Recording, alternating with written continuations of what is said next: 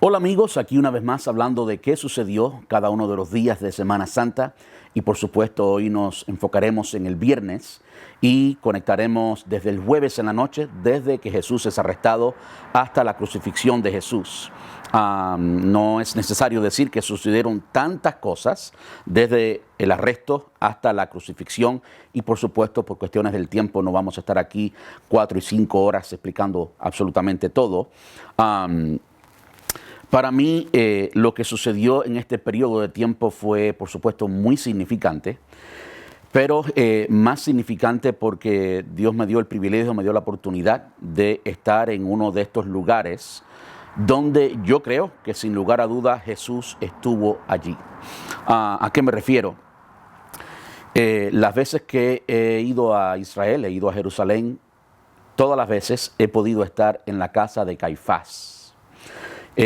No se habla mucho, no se dice con detalles qué sucedió esa noche en la casa de Caifás, pero sin lugar a dudas fue la última noche del Señor Jesús, la última noche que estuvo vivo, vivo en su cuerpo natural, por supuesto, en su cuerpo físico. ¿Por qué para mí esto es importante? ¿Por qué para mí es algo grande, es algo muy significante? Cuando vamos a Jerusalén, de nuevo Jerusalén ha sido destruida y reconstruida en varias ocasiones, especialmente la ciudad. Es por eso que lugares que quedan intactos como el Monte de los Olivos, como Getsemaní, son tan significantes porque podemos decir sin lugar a dudas que Jesús estuvo allí. Es decir, esos lugares no fueron destruidos y reconstruidos. En la ciudad sí casi todo fue destruido y reconstruido. Ahora, dentro de la ciudad, especialmente una ciudad judía, la ciudad que construyó el rey David. Para los tiempos de Jesús, por supuesto, había cambiado mucho, pero existía la secta de los saduceos, de los fariseos y demás. Usted no ve ninguna de estas sectas antes. Esto surgió, o ellos surgieron, en el período intertestamentario, es decir, en los 400 años que separan el Antiguo Testamento del Nuevo Testamento. Y allí fue cuando surgieron los fariseos, los saduceos y todos ellos. Ahora, la élite judía estaba formada por estos y dentro de ellos la persona más alta en la élite religiosa judía era el sumo sacerdote. Caifás era el sumo sacerdote, yerno de Anás, quien había sido el sumo sacerdote antes. Anás era el suegro de Caifás y ¿por qué digo esto y por qué esto es importante? Porque algo que a mí me emociona, me llama la atención, algo que solidifica mi fe y la razón por la que amo tanto a Israel y he ido a Israel varias veces y me encantaría ir todas las veces que fuera posible y por eso sufro tanto por lo que está sucediendo en Israel en este momento. Cuando vamos a Israel, nuestra fe se solidifica. Podemos ver que lo que creemos no es un cuento de hadas, no es una historia de alguien que tuvo un momento, una revelación y comenzó a escribir cosas ficticias, no es una leyenda de griegos, no, es historia, es indubitable, nuestra fe es sólida. Y de nuevo, cada vez que he ido a Israel he tenido la oportunidad de ver esto. Desde lejos podemos ver esto, el hecho de que Israel exista como nación desde el 1948 es un acto profético, indubitable, y el hecho de que un país tan pequeño en tan poco tiempo haya superado a todos sus enemigos, eso por sí solo, sin mirar nada más, podemos convencernos de que Israel es el pueblo escogido de Dios y que existe hoy por hoy por una sola razón y es que Dios sigue siendo el Dios de Israel. Es decir, cuando vamos allí nos damos cuenta de la realidad, de lo sólida que es nuestra fe.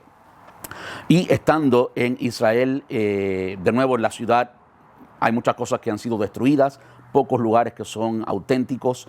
Ayer mencionaba, por ejemplo, el aposento alto. El aposento alto ha sido uno de esos edificios que ha sido reconstruido y demás. Se puede ver en las paredes del aposento alto, se puede ver la casa de Caifás, que es donde vamos y es lo que describe los eventos del jueves en la noche y la última noche de Jesús y también el viernes en la mañana. La casa de Caifás hace sentido decir que es uno de estos lugares que no que está intacto, es decir, el edificio de la casa de Caifás no existe. Lo que existe en su lugar es la iglesia le dicen en Alicanto. Alicanto hace referencia cuando canta el gallo, y creo que en español la pronunciación se puede entender un poco.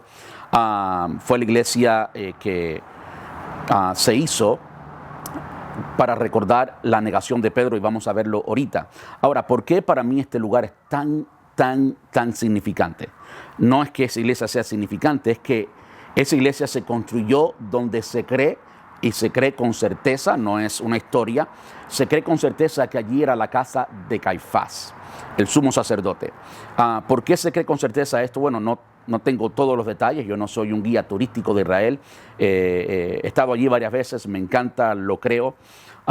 ¿Por qué creo que es auténtico este lugar? Porque es el sótano, es decir, no me están diciendo que un edificio que se construyó en los años 300 fue la casa de Caifás, porque Caifás vivió antes, por supuesto. Es el sótano de la casa de Caifás. Se han descubierto varias cosas, varios artefactos y demás alrededor de este lugar, en excavaciones y demás, que demuestran que esta era la casa de Caifás. Inscripciones que solo pertenecían a alguien importante en la élite judía. La posición de este lugar en Jerusalén, es decir, está muy cerca, está en un lugar muy alto, como todas las personas de renombre, de influencia en los tiempos bíblicos, y también durante el Imperio Romano construían sus casas, sus edificios, estoy buscando una palabra en mi mente, sus castillos, sus fortalezas, sus mansiones, la construían en la cima de las montañas. La casa de Caifás está precisamente en uno de los lugares más altos de Jerusalén, el lugar más alto de Jerusalén y más cerca del templo, y al lado del templo estaba la fortaleza la Antonia. Cuando vamos a la casa de Caifás o la iglesia de Alicanto, al lado en el patio vemos escalones que están protegidos hoy por hoy, es un área protegida, no hay construcciones modernas en esta área, está cercado, ni siquiera podemos pasar por allí, y esos escalones son desde el tiempo de Jesús. Entonces, desde este lugar, desde la casa de Caifás, se puede ver a la distancia, a través del valle, después del valle, perdón, se puede ver a la distancia el Monte de los Olivos. Entonces, no es difícil conociendo el pasaje bíblico, conociendo la historia bíblica y los acontecimientos, no es difícil conectar todos los eventos de Semana Santa. Desde que Jesús desciende del Monte de los Olivos, llega hasta Getsemaní, y entonces eventualmente es arrestado el jueves, y lo traen a la casa de Caifás. El Evangelio de Juan nos dice exactamente cómo sucedió eso. Ahora, para terminar, en cuanto al lugar geográfico y por qué para mí es tan importante esto, quería terminar ese punto. Es importante por eso, porque podemos entender claramente que esta era la casa de Caifás. Hay certeza de eso. Y de nuevo, el sótano es a lo que me estoy refiriendo, y van a ver por qué enseguida para mí es tan significante. Podemos ver los escalones, y tenemos absoluta certeza que en esos escalones subió el Señor Jesús arrestado hasta la casa de Caifás, y en la mañana del viernes fue llevado al templo, fue llevado a la fortaleza la Antonia y demás. Podemos decir que hay certeza de que Jesús estuvo en caminó por esos pasos, anduvo en el patio de la casa de Caifás, como vamos a ver ahorita.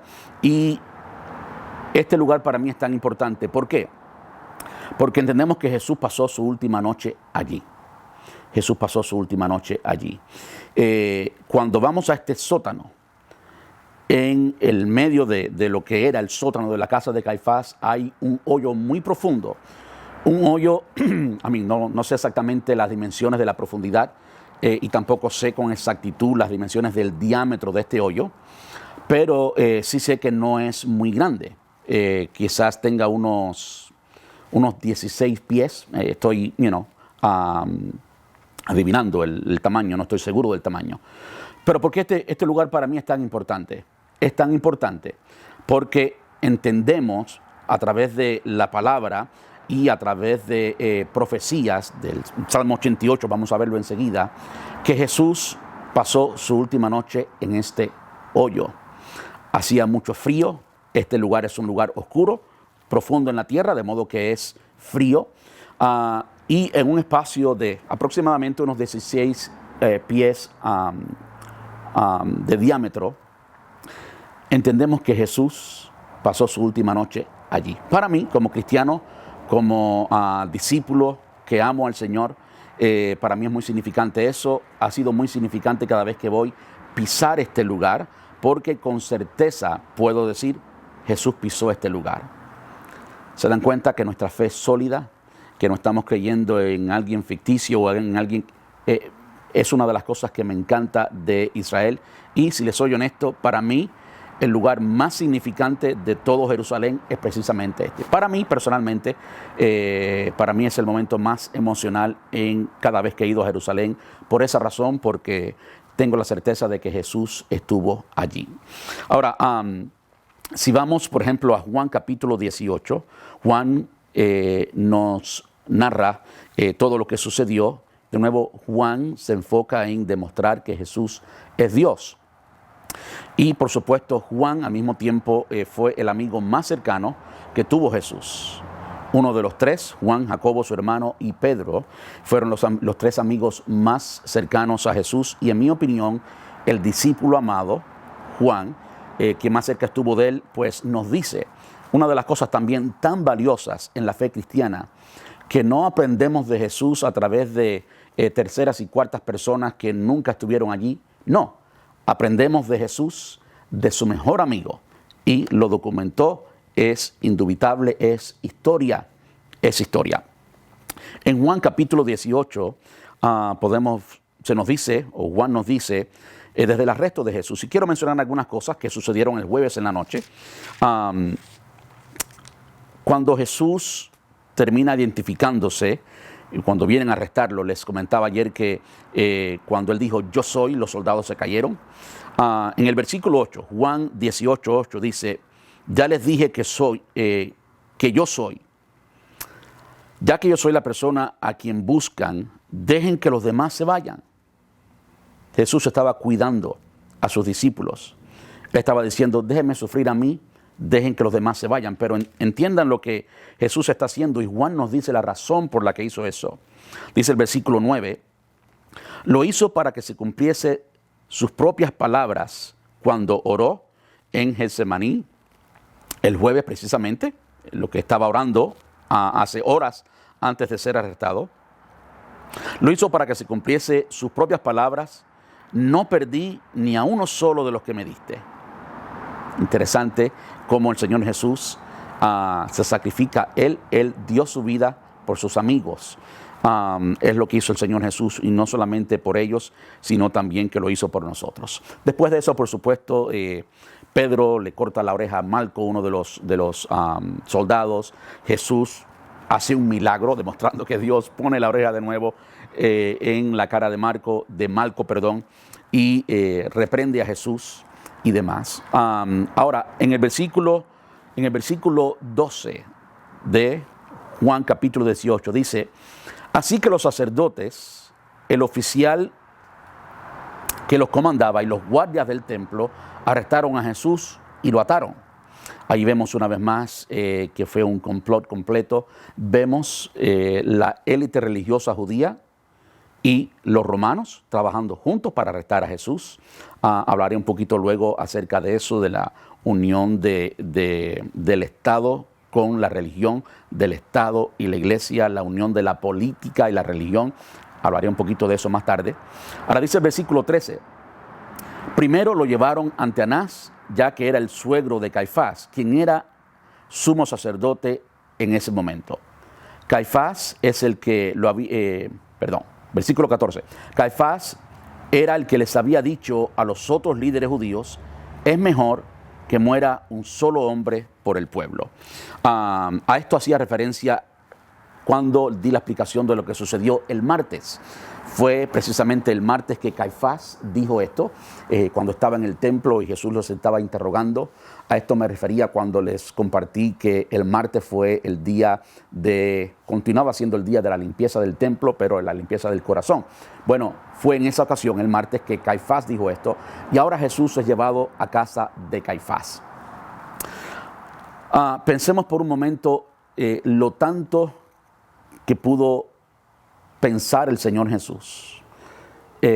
No tenemos que adivinar, vamos a saber algunas cosas que dijo el Señor Jesús en ese hoyo, en el sótano de la casa de Caifás. El Salmo 22, por ejemplo, es uno de los salmos más citados por el Señor Jesús. Me encanta ver cómo Jesús honró siempre las Escrituras. Jesús recitó innumerables veces, literalmente, pasajes del Antiguo Testamento y los salmos, sin lugar a dudas, salmos de David y salmos no de David también, fueron recitados por el Señor Jesús y citados en varias formas. Por ejemplo, el Salmo 22. Dígame usted si esto no fue una de las cosas que Jesús tuvo que haber dicho mientras estaba en ese hoyo, en el sótano de la casa de Caifás. Dios mío, ¿por qué me has abandonado? Sabemos que eso lo dijo en la cruz, por supuesto. Cuando lloró lágrimas de sangre en Getsemaní el jueves, unas horas antes de estar en la casa de Caifás, dijo palabras similares a esta. Dios mío, ¿por qué me has abandonado? ¿Por qué estás tan lejos cuando gimo por ayuda? No era gemir lo que estaba haciendo Jesús, gotas de sangre, la intensidad de su gemido. Cada día clamo a ti, mi Dios, pero no respondes. Cada noche levanto mi voz, pero no encuentro alivio. Podemos ver una mezcla perfecta de lo que es el carácter humano de Jesús y también el carácter divino de Jesús. Es extraordinario ver al Jesús 100% hombre y al Jesús 100% Dios en plena vida, en la vida diaria, en la vida real, la vida cotidiana. Y él sin duda exclamó estas palabras. Ahora, este es el Salmo 22. El Salmo 22 es encabezado, dice, para el director del coro, Salmo de David. Este es un salmo de David, literalmente. Cántese con la melodía de Siervo de la Aurora. David era un salmista, era un cantante y pues esta era una canción. Jesús estaba cantando esta canción en varias oportunidades, no solamente en la cruz, mientras estaba sufriendo por cada uno de nosotros. Ahora, esto nos habla, amigos, de nuevo de la soberanía de Dios. Con frecuencia personas juzgan a Dios, con frecuencia personas dudan de Dios cuando llegan momentos difíciles. Este salmo es una de las evidencias que a todos nos llegan momentos difíciles, que a todos nos llegan momentos donde no entendemos. Y también es evidencia de que podemos ser totalmente transparentes. De nada nos sirve no ser transparente. Delante de Dios estamos totalmente desnudos. Siempre somos totalmente transparentes. Antes que lleguen los pensamientos a nuestra mente, ya Él los conoce. Entonces, lo que debemos hacer es ser simplemente honestos. Si tenemos que llorar, lloramos. Si tenemos que gritar de angustia, gritamos de angustia. David, evidentemente, lo ponía en una canción. Eran vivencias de la vida de David y ahora vemos que Jesús también tuvo estas vivencias. Ahora, qué interesante que aún después de esos reclamos de angustia y de desesperación, hablando de cómo el Señor, el Padre, abandona al Hijo, en este caso, como David clama diciendo, me has abandonado. El versículo 3 dice, sin embargo, qué bueno que hay un sin embargo, tú eres santo, estás entronizado en las alabanzas de Israel. En otras palabras, en medio del dolor, reconocemos que todavía Él es Dios, santo, y que está entronado y que es el Dios de Israel, el Dios nuestro también. Nuestros antepasados confiaron en ti y los rescataste. Clamaron a ti y los salvaste, confiaron en ti y nunca fueron avergonzados. Es un momento en que en medio de nuestro dolor reconocemos que todavía Dios sigue siendo Dios y que al final, son palabras de esperanza, al final lo que David está diciendo es que nosotros no vamos a ser avergonzados. No importa el momento que estemos pasando, vamos a ver la salvación de Dios.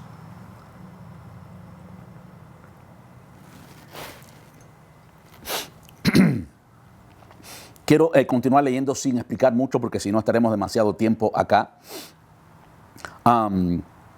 Versículo 6, Salmo 22, versículo 6. Escuche esto.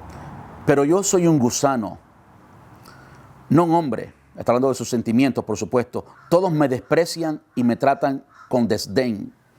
Todos los que me ven se burlan de mí, sonríen con malicia y menean la cabeza mientras dicen, este es el que confía en el Señor. Entonces, que el Señor lo salve. Si el Señor lo ama tanto, que el Señor lo rescate. Sin embargo, me sacaste a salvo del vientre de mi madre, y desde que ella me amamantaba, me hiciste confiar en ti. Me arrojaron en tus brazos al nacer, desde mi nacimiento, tú has sido mi Dios. No te quedes tan lejos de mí, porque se acercan dificultades y nadie más puede ayudarme. Y pues continúa hablando, es un salmo precioso, es un salmo que sin lugar a dudas estuvo en la mente del Señor Jesús, posiblemente mientras estaba en aquel hoyo, en el sótano de la casa de Caifás. Para traer un poquito de aplicación a esto, ¿cuántas veces nosotros no hemos dicho esto? Y en medio de nuestro llanto, de nuevo, nos animamos a todavía clamar a Él y a acercarnos a Él. Todo el mundo tiene momentos difíciles, todo el mundo sufre. Lo importante es que cuando nosotros sufrimos, tenemos a quien clamar y tenemos una esperanza eterna, gloriosa e inconmovible. Cuando las personas que no tienen a Cristo sufren, ¿de quién se agarran? Todo en esta vida es pasajero y cuando las personas que tienen posesión y demás sufren, se dan cuenta de que nada de lo que tiene puede salvarlos de ese sufrimiento. Nosotros, tú y yo, sí tenemos a alguien que nos salve de los sufrimientos, y en la eternidad, en la esperanza gloriosa que tenemos nosotros, no habrá ningún sufrimiento. Y lo que sucede en Semana Santa, especialmente el domingo de resurrección, es la esperanza gloriosa de precisamente eso, que el que se levantó de los muertos también nos levantará y nos llevará con Él y estaremos con Él para siempre. Pero no quiero continuar adelantándome. De nuevo, lo que sucede en este hoyo en la casa de Caifás, en el sótano de la casa de Caifás. Otro salmo, para mí, incluso más significante, porque habla literalmente de un hoyo. Otro salmo que nos habla y proféticamente nos dice lo que pensó el Señor Jesús, y habla proféticamente también de dónde Jesús pasaría su última noche. Y entendemos que hace referencia a la casa de Caifás. Es el Salmo no es ningún ciento, es el Salmo 88. Dice el Salmo 88, de nuevo es una canción, y este salmo no es un salmo de David. Dice, oh Señor, Dios de mi salvación, a ti clamo de día, a ti vengo de noche. Oye ahora mi oración, escucha mi clamor. Escuche esto, mi vida está llena de dificultades y la muerte se acerca. Estoy como muerto, como un hombre vigoroso al que no le quedan fuerzas.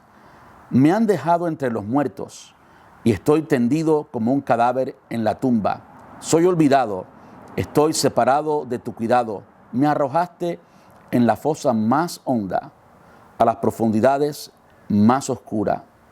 Tu ira me oprime. Con una ola tras otra me has cercado. En el versículo 6, cuando dice, me arrojaste a la fosa más honda, a las profundidades más oscuras. Por supuesto, puede estar refiriéndose a la muerte.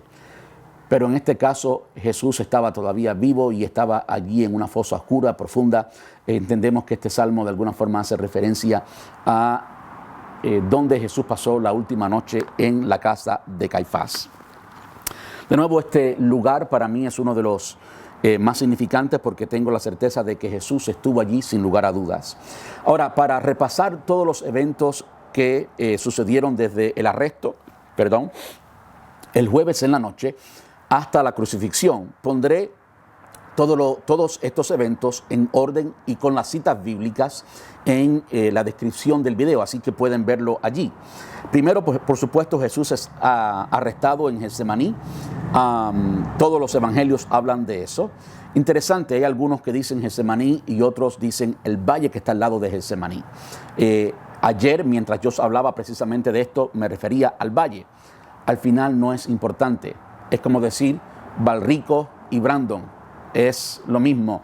Riverview y Brandon es la misma región. Y cuando vemos el huerto de Getsemaní y el valle al que me refería, es la misma región, está muy cerca y podemos entender que para los tiempos de Jesús lucía idénticamente igual. El valle hoy por hoy es el cementerio judío y parte de eso, más cerca de Jerusalén, es el cementerio árabe. Pero quería simplemente hacer esa aclaración si alguien está jugando muy profundamente lo que les he compartido. Segundo, Jesús es llevado ante el sumo sacerdote, como ya vimos hoy, la última noche de Jesús y lo que les acabo de comentar. Tercero, Pedro niega a Jesús 3 veces. ¿Qué nos narra Juan? Juan nos narra que había un discípulo que tenía relaciones con el sumo sacerdote, posiblemente este discípulo era él mismo, era Juan, y pues el discípulo sigue a Jesús y entra a la casa de Caifás.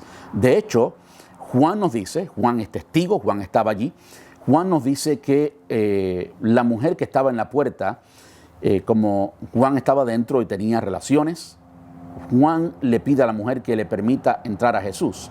Y de hecho, esta mujer es la primera que interroga a Pedro, perdón. Esta mujer es la primera que interroga a Pedro y le pregunta si él era uno de ellos. Y es la primera vez que Pedro dice que no. Había frío, de modo que los guardias estaban fuera. Los guardias no quisieron entrar o no quisieron permanecer dentro de la casa de Caifás. Se quedaron fuera y prendieron una fogata para calentarse. Y allí estaba Pedro también en esta fogata. Y eso que sucedió en el patio de la casa de Caifás fue lo que dio lugar a que Pedro le preguntaran la segunda y la tercera vez. Y las tres veces que Pedro niega a Jesús se dio lugar allí en el patio de la casa de Caifás.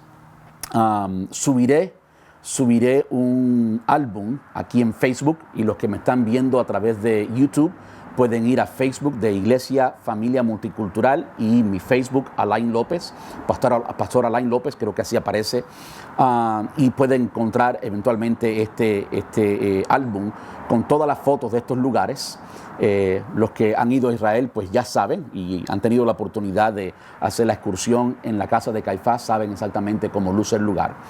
La iglesia de Alicanto, el patio, hay por supuesto ilustraciones, hay estatuas de gallos cantando y de Pedro, y está muy bien hecho, se puede ver, uno puede vivir la experiencia mientras está allí. La negación de Pedro 3 veces y lo que le sigue es que Jesús es llevado ante Pilato, el gobernador. Están todas las citas bíblicas en la descripción que voy a poner. Después Jesús es llevado ante Herodes Antipas. Interesante que solo Lucas no estaba allí. Lucas es griego, no fue uno de los 12 que estaba con Jesús todo el tiempo. Pero es quien único nos habla acerca de cómo Jesús es llevado a Herodes Antipas. Está en Lucas 23, del 6 al 12. Después de eso, Jesús es llevado de regreso ante Pilato y después es flagelado. Le dan los 39 latigazos, suficiente para matar a alguien. Era parte de la ejecución de alguien. La forma en que los romanos ejecutaban a alguien, no fue suficiente eso. No le dieron el último para declararlo muerto. Así, después de los latigazos, es que lo llevan a al Gólgota, a la cruz, y allí muere. Jesús lleva la cruz hasta Gólgota y entonces ocurre la crucifixión. Por supuesto, esta noche en el servicio de Viernes Santo hablaremos del significado de la cruz, hablaremos de la crucifixión, hablaremos de todo esto y la importancia de esto, de modo que no voy a hablar de todo eso hoy, no voy a hacerlo ahora. Sí quisiera traer a la luz algunos puntos y cómo aplicamos esto, la vigencia de esto en nuestras vidas. Ya he hablado un poquito de lo sólida que es nuestra fe, he hablado un poquito de cómo los testigos fueron testigos, de modo que esto es historia, no es un cuento, es testigos quienes estaban allí. He hablado un poquito de la soledad de Jesús, nos hace pensar. Cada uno de nosotros creo que hemos pasado por momentos de soledad, aún dentro de la iglesia. Hay momentos en nuestra vida que simplemente la soledad es necesaria. La soledad es necesaria. Jesús con frecuencia se separaba a orar a solas, aunque tenía amigos, aunque tenía multitudes que le seguían. La soledad es necesaria. En esta ocasión, en el sótano de la casa de Caifás, Jesús estaba solo y pasando solo un momento de dolor. ¿Cuántas veces nosotros en nuestra vida ni siquiera podemos acudir a ningún familiar, no podemos acudir a amigos, no podemos acudir a hermanos o hermanas de la iglesia?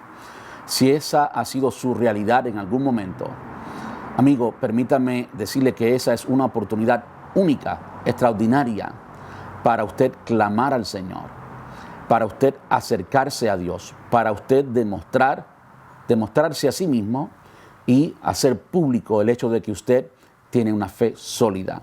En esos momentos, en los momentos que más tendemos a dudar y cuestionar, como decía anteriormente, que nuestra fe continúe siendo sólida. Esto es algo poderoso cuando lo miramos desde el punto de vista espiritual. Nosotros los creyentes somos agentes de luz, pertenecemos al reino de la luz, pertenecemos al reino de los cielos y el reino de las tinieblas está en nuestra contra. El reino de las tinieblas con frecuencia se hace visible a través de las personas que no son del reino de la luz. En este caso, los escribas y fariseos, el sumo sacerdote como Caifás, los romanos. Pero tenemos que entender lo que el apóstol Pablo nos dice en cuanto a esto. No tenemos lucha contra carne ni sangre, sino contra huestes espirituales de maldad en las regiones celestes. En otras palabras, tú y yo en nuestro diario vivir estamos luchando espiritualmente. Cuando luchamos espiritualmente, los demonios, nuestros enemigos realmente, ellos no son omniscientes y no son omnipresentes. Lo que significa que ellos no lo saben todo, no pueden leer nuestra mente, no pueden leer nuestros pensamientos como Dios puede, y tampoco están en todo lugar.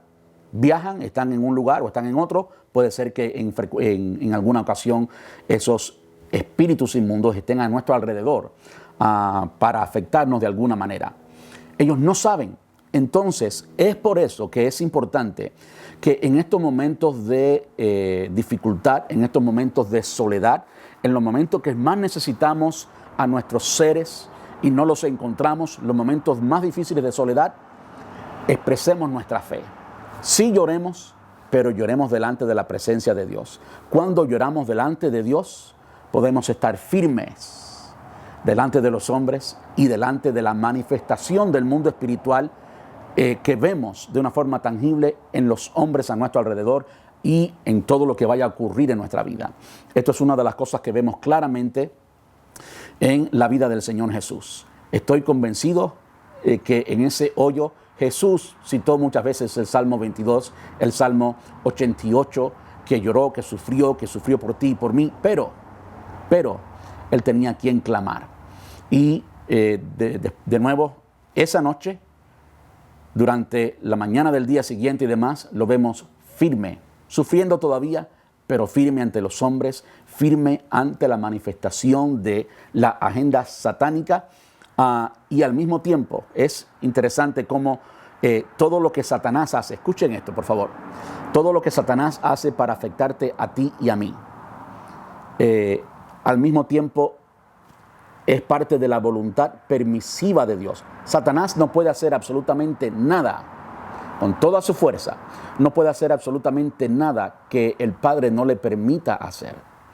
Dios es soberano y todo queda bajo la soberanía de Dios. Claro, Dios da oportunidades para que Satanás haga de las suyas Y cuando Satanás hace de las suyas, de cierto modo, en una forma magistral que solo Dios puede explicar, yo lo estoy intentando en este momento, pero no creo que pueda explicarlo con tanta claridad y profundidad.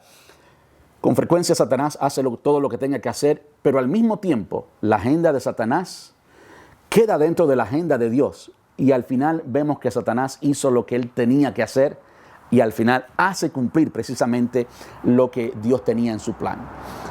Eso también sucede con nuestras vidas. Nosotros somos, hoy por hoy, en las palabras del mismo Señor Jesús y en la doctrina de la iglesia, somos el cuerpo de Cristo. Entonces no nos debe sorprender cuando nos toca a nosotros, como cuerpo de Cristo, como seguidores de Él, como la manifestación del reino de la luz en este momento, aquí y ahora, pasar por esos momentos. Así que, de nuevo, en esos momentos siempre declaremos quiénes somos. Algo importante, y va relacionado, por supuesto, con lo que acabo de decir. El proceso y la agenda profética va a suceder no importa qué. Todos estos eventos eran necesarios, lo vemos claramente en las palabras de Jesús. En nuestro presente, hoy por hoy, lo que ha de suceder, va a suceder, no importa qué. Ahora, mientras eso sucede, nuestra posición no es ser llevado, no es ser cambiado por el mundo, como dice Romanos capítulo 12, no os conforméis a este siglo, sino ser transformados por la palabra de Dios, por la renovación de nuestro entendimiento en la palabra de Dios. Nuestra posición no es ser llevado por los vientos, por la corriente, por el mundo, sino mantenernos firmes en nuestra fe.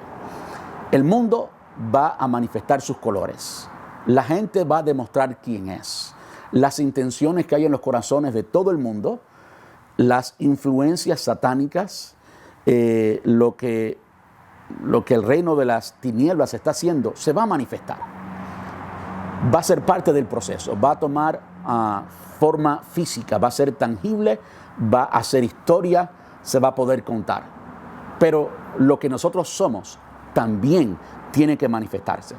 Los colores del mundo y la evidencia de la manifestación del mundo de las tinieblas se ha de ver, los colores nuestros como verdaderos hijos de Dios y la manifestación del Espíritu Santo en nuestras vidas y del carácter de Cristo en nuestras vidas también tiene que verse. Así que permitamos que el proceso continúe mientras pasamos por todos los eventos que tienen que suceder. Esto nos habla de la soberanía de Dios y la voluntad permisiva de Dios y los eventos de nuestra vida. Ahora, por último, quiero hablar un poco acerca de nuestro lugar en la política, ya que Jesús había llegado hasta la casa de Caifás. Interesante que había sido arrestado. ¿Arrestado por quién? Por los romanos.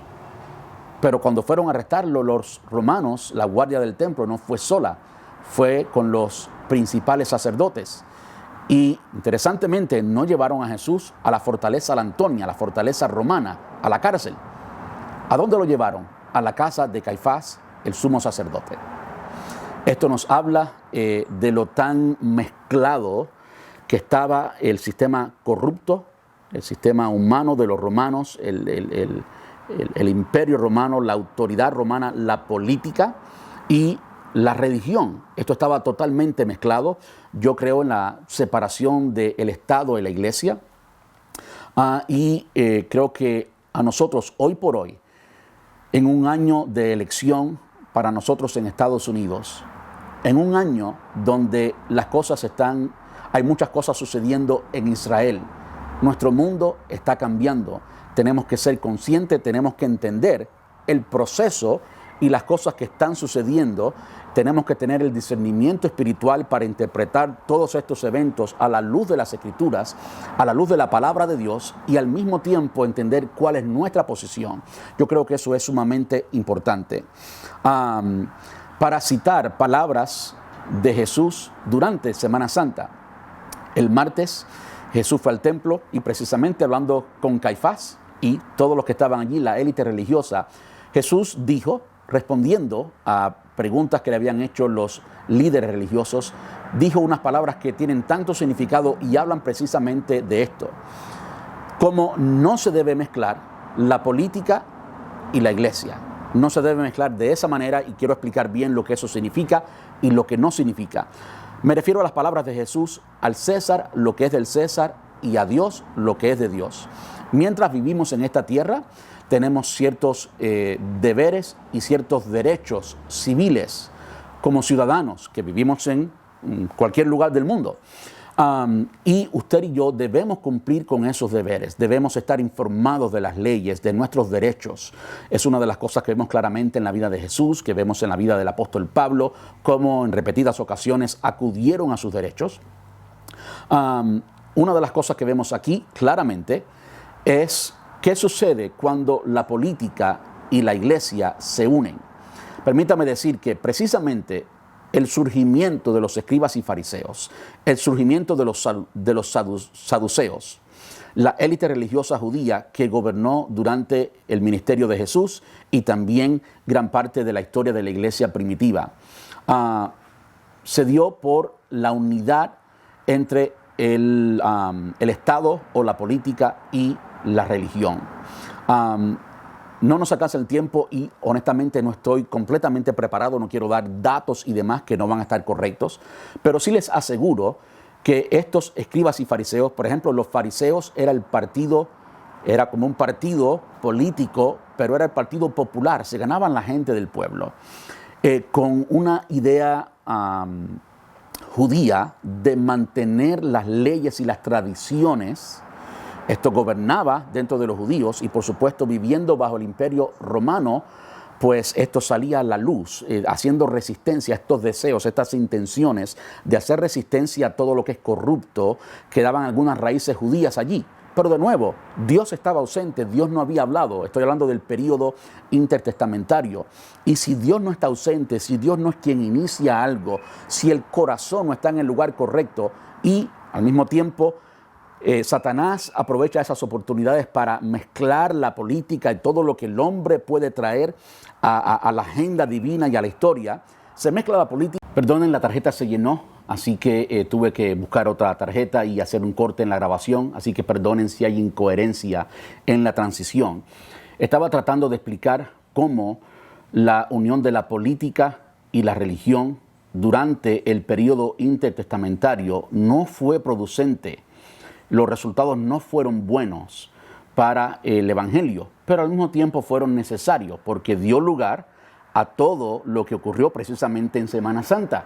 Es decir, ¿quiénes fueron los que llevaron a Jesús a la cruz? Básicamente los escribas y fariseos, los saduceos, la élite religiosa unidos con el imperio romano. ¿Ve? Eso fue lo que llevó a Jesús a la cruz. Jesús tenía que ir a la cruz, tenía que morir. De nuevo vemos la agenda satánica al mismo tiempo siendo usado de cierta manera, dando lugar a que la agenda divina también transcurriera. No obstante, Jesús, como dijo Jesús literalmente, él va a ser traicionado, pero hay de aquel que traiciona a Jesús, por supuesto hablando de Judas. Lo mismo se puede decir acerca de todo esto. Todo este proceso es necesario, pero hay de aquellos que son parte del reino de las tinieblas o que ejecutan el reino de las tinieblas y traen el reino de las tinieblas a la luz, a la vida real, a una vida tangible. La unión de la religión con la política en la forma que estaban unidos para el tiempo de Jesús no es saludable, no es lo correcto. Ahora, ¿por qué digo esto? Para el tiempo de Jesús, cuando Jesús fue arrestado, fue llevado a la casa de Caifás, no fue llevado a la fortaleza de la Antonia, y vemos una vez más la unión de la religión y la política. No es bueno. Ahora, permítame decir, como estaba explicando antes, al César lo que es del César, a Dios lo que es de Dios. Como ciudadanos tenemos que, es necesario hacer lo que tenemos que hacer como ciudadanos. Al César lo que es del César, a Estados Unidos lo que le pertenece a Estados Unidos. Si eres ciudadano, debes votar, debes comunicar cuáles son tus valores y tus principios, porque eventualmente esos valores y esos principios son los que van a dar lugar a que tengamos o no tengamos libertad religiosa, a que tengamos o no tengamos las cosas que como ciudadanos tenemos que tener. Ahora, permítame decir algo, hablando de el proceso, hablando de profecía, hablando de tiempos de Dios y cuál es nuestra función. Estados Unidos no aparece en la profecía bíblica. Estados Unidos no aparece allí. ¿Por qué no aparece allí? Bueno, yo no tengo una respuesta certera y total en cuanto a eso, pero tengo mi opinión. Yo creo que no aparece allí porque Estados Unidos eventualmente ha de abandonar a Israel. Cuando hablamos de la guerra de Gog y Magog, en una de las series que tuvimos hace poco, vimos cómo cuando esta guerra ocurre, que es básicamente Rusia, ocurre sin la ayuda de nadie. Es decir, Israel está solo, ¿cierto? Hace 2 días, precisamente, el gobierno de Estados Unidos cogen un judío, estaba hablando en contra de Israel, estaba hablando en contra de Benjamin Netanyahu. Para mí eso es importante porque estoy viendo que está aconteciendo exactamente lo que la palabra dice que ha de acontecer. En otras palabras, Israel tiene como no único aliado, pero el aliado más grande, el más importante, el más significante es sin duda Estados Unidos. Y si Estados Unidos deja solo a Israel, entonces estamos viendo cómo se cumple precisamente el cumplimiento de esa profecía, la guerra de Gog y Magog, cuando eventualmente de alguna forma a Rusia ataque a Israel. Vemos muchas cosas sucediendo, no voy a hablar demasiado de eso ahora. Ahora, ¿cuál es nuestro papel? Nuestro papel es que mientras que todo esto sucede, nosotros tenemos que ser la voz profética de Dios. Tenemos que decir lo que tenemos que decir. Tenemos que llamarle a lo bueno, bueno y a lo malo, malo. Tenemos que ejercer nuestro voto, también tenemos que hacerlo, pero nunca permitir que la religión y la política se mezclen. La política es sucia, es corrupta, y mientras que es importante que hayan hombres de Dios allí, ¿ok? Lo que no debe suceder es que los líderes políticos sean quienes gobiernen la iglesia. Hace años atrás, en una ocasión hablé literalmente de esto en un sermón. Tenemos que ser la voz profética. En los tiempos de Israel, el profeta aconsejaba al rey. El rey no tenía nada que ver, no tenía autoridad para el pueblo de Dios. El rey ejercía su autoridad como rey en las personas, pero el rey no tenía autoridad sobre el profeta. Más bien era el profeta quien le daba consejos al rey y punto. Yo creo que lo mismo debe suceder en la iglesia. ¿Debemos mezclarnos con la política? Sí, tenemos que cumplir con nuestro deber político. Nuestro deber político es nuestro deber con la sociedad, es nuestro deber civil. Al César lo que es del César. Eso tenemos que tenerlo muy claro. Lo que nunca debemos permitir es que ellos gobiernen la iglesia.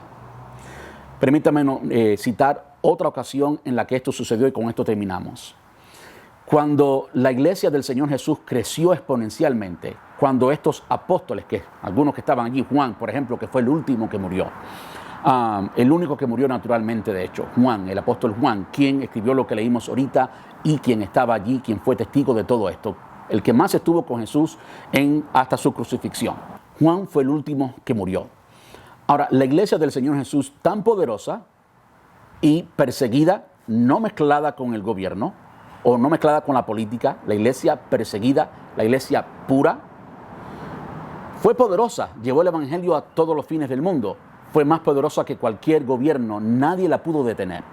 Cuando esa iglesia, cuando Constantino en los años 300, emperador romano Constantino, quiso ganarse el voto, estamos hablando de política, cuando Constantino quiso ganarse el voto de los cristianos, entonces se congració y este grupo de cristianos perseguidos ahora les dio derechos.